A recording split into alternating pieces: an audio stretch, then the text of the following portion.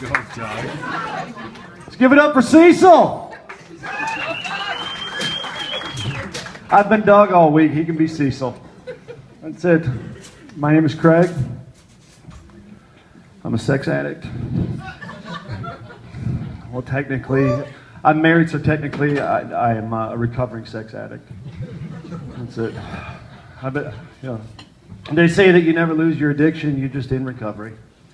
I've been married 17 years, and good news, next week I get my 15-year coin at the meeting.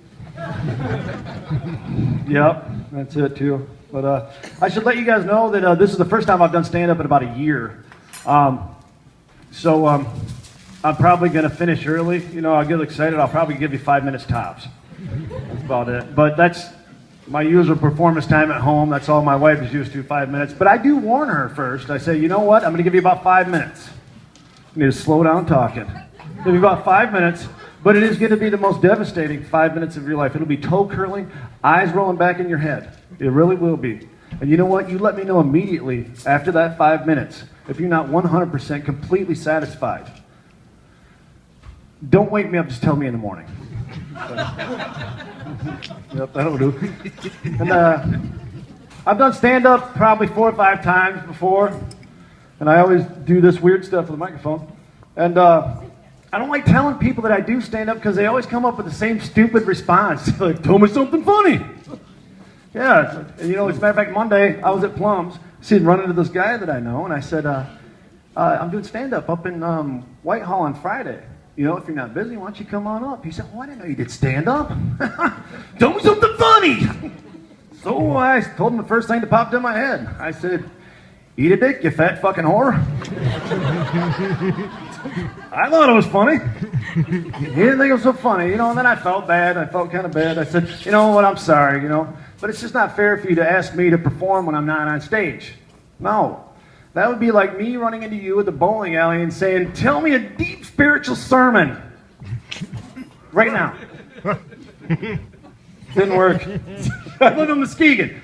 Yeah, for you Whitehall people who don't know where Muskegon is, it's that dark spot between here and Fruitport. Probably driven past it and locked your doors a couple times.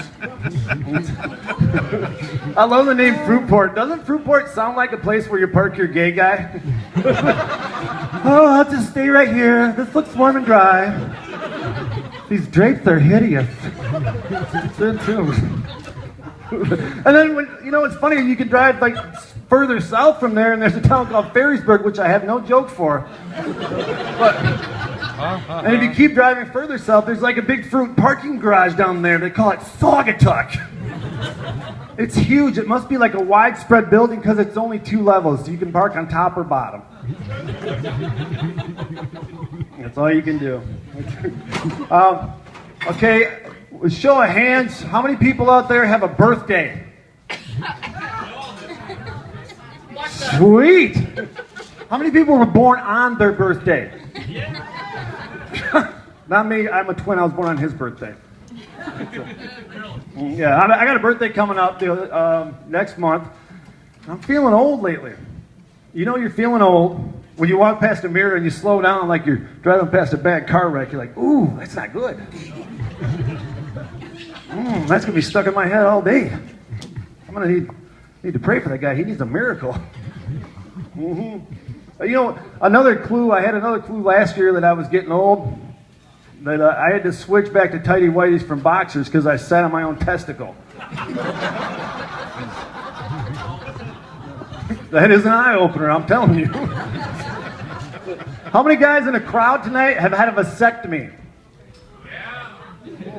Yeah. Tell me if I missed something, but I didn't see the accelerated gravity thing on the vasectomy brochure. Was it on there? No. Vasectomy is a pretty quick procedure, you know, and it's not real painful. You know, but the worst thing that hurts about a vasectomy, you know what that is? Contrast. Contrast your little penis next to those long balls. You know, I could be naked and I could have a body like Arnold Schwarzenegger and a dick like John Holmes. Nobody's going to see either one if I'm toting around Larry King's balls. It just ain't gonna happen. Nope. You know what? On a side note, I did once sleep with a girl. When I got done, she said my last name should have been Holmes. Not John, Katie. She's still a celebrity. Whatever. You know, my birthday's coming up next month, and I was talking to my daughter, and she kind of let the cat out of the bag. And she said, hey. And I said, what? And she said, I know what your mom's getting you for your birthday. And I said, what? She said, she's getting you a Snuggie. I said, what? There's not a man in here that wants a Snuggie for his birthday. But then on the other hand, there isn't a man in this world that wouldn't want a Snuggie with a Hummer hole in the front. Introducing from the makers of the Snuggie, the Slurpee. With convenient remote control pocket, and it's machine washable. You know what? That would be the one time that you would not complain that your wife was blocking your view of the TV. But I'm just saying. You know, I heard about the Snuggie thing, so I went up to my wife and I said, you know what, honey, I really don't need a gift from you on my birthday. I'm a simple man. I only require one thing. I only want to hear those 3 words from you that mean so much to me. Want a Hummer? Well, yes, I do. And you know what? The Hummer is the universal gift. How many guys out there tried to use a holiday as an excuse to try to get a Hummer? Lying bastards. You know this guy right here, he's like, hey, it's my birthday, how about that? Hey, it's Columbus Day. What do you think? Hey, honey, it's your birthday, and you know how we celebrate birthdays around here.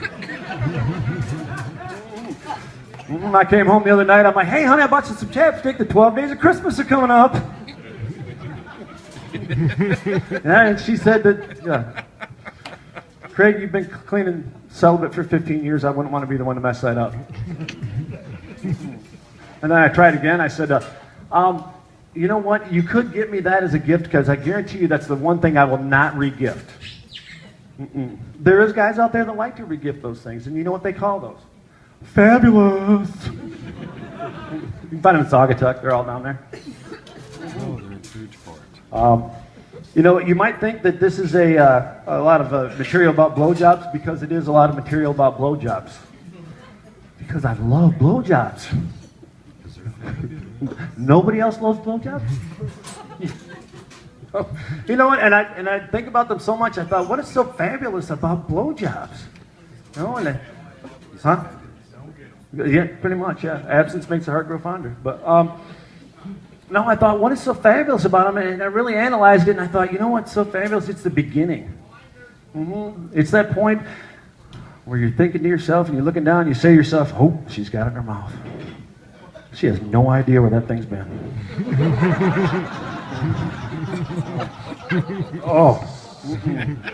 You know, I've been married for a long time, so I kind of analyzed what causes a woman's desire to give a blowjob, you know?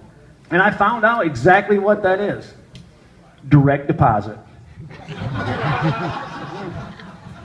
Hell yeah, that's it too. She used to have to work for that paycheck. Well, the money just automatically, magically appears in the bank account now. I think she's a little confused about the direct deposit thing at first. She's like talking to her girlfriend on the phone one day, and she said, you remember that awesome blowjob I gave Craig back in July? I'm still getting royalty checks for it. Holy cow. Well, that's all I have for you tonight. My name is Craig Reeves. Thanks for coming. Sorry if you didn't.